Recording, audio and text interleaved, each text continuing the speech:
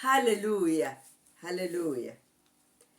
There is something happening that you are not aware of. Something shifting in your spiritual realm that will soon manifest physically. Thank you, Jesus. The Lord says your body is not just flesh. It's an instrument, a vessel, a location of divine assignment.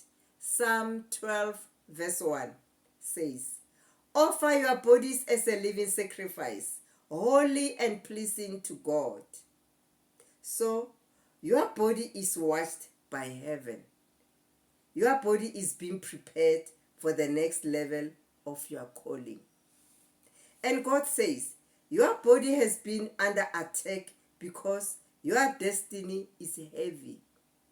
Wow. Thank you, Jesus. Some of the fatigue you have been feeling, some of the sudden heaviness, some of the strange emotional shifts aren't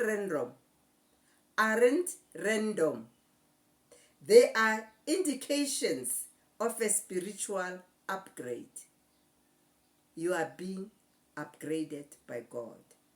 Psalm chapter 139 verse 14 declares, I am fearfully and wonderfully made. Meaning, there are things inside you that are waking up. Strength, confidence, boldness, clarity, and purpose.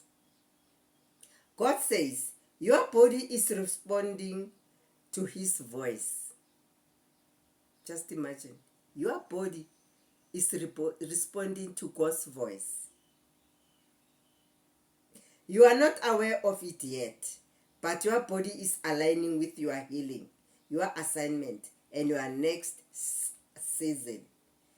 Then the Lord led me to Ezekiel 37 verse 4 to 6, where God says, prophesy to these bones, and He continues, I will put breath in you and you shall live.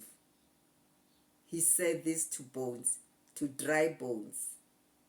God says, your body is entering a revival phase.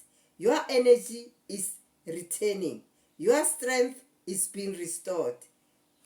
Your inner fire, today is your day. Your inner fire is being rekindled. Your spirit is taking command again. Some of the things you went through were not just tiredness, were actually God rebuilding you from the inside out. And the Holy Spirit says, I'm resetting your body for purpose. 1 Corinthians chapter 6 verse 19. Remind us, your body is the temple of God. Your body is the temple of Holy Spirit.